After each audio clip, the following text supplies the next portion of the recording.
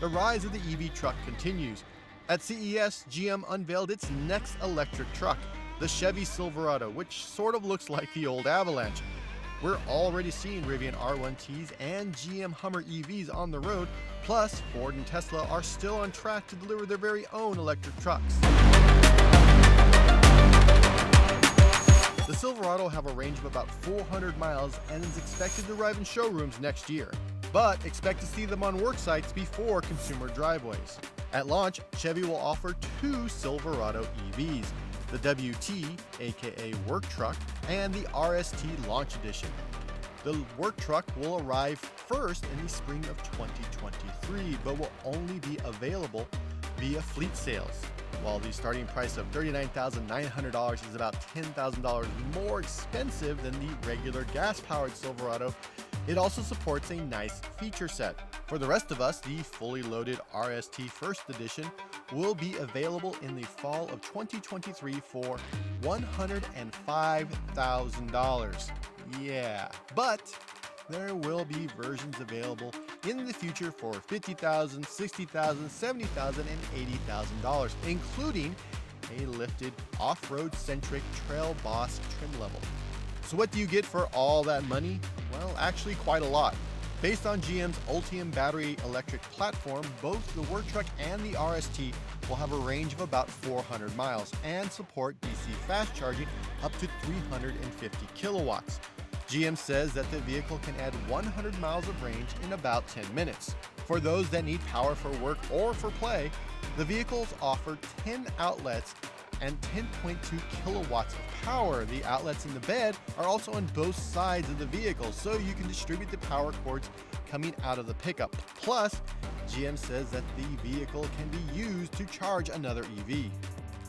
Up front is the anticipated frunk, but GM calls it the e-trunk. It's actually quite large, and because the grille is part of the frunk door, it's easier to load items into it because you don't have to lift stuff up and over the traditional grille. But there are differences, which you would expect from pickups with wildly different price points. The Work Truck will ship with 510 horsepower and 615 pound-feet of torque, and will initially be capable of towing 8,000 pounds and handle 1,200 pound payloads. GM says that later on, a version that can handle towing 20,000 pounds will be introduced. For the RST, those numbers jump up to 664 horsepower and more than 780 pound-feet of torque thanks to the dual motors.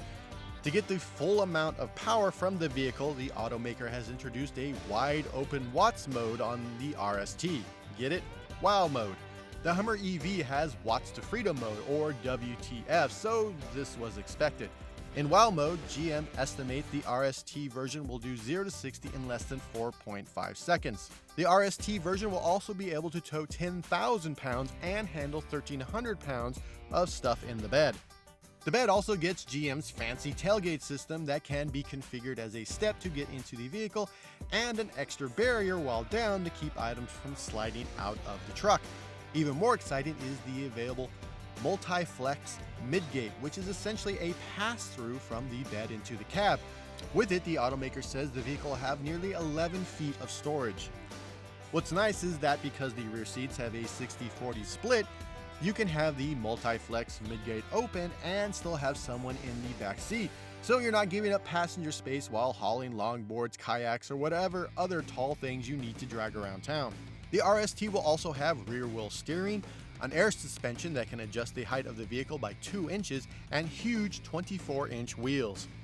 Inside, the RST will have a 17-inch infotainment display, while the Work Truck will have the less impressive 11-inch display that's mostly for telematics.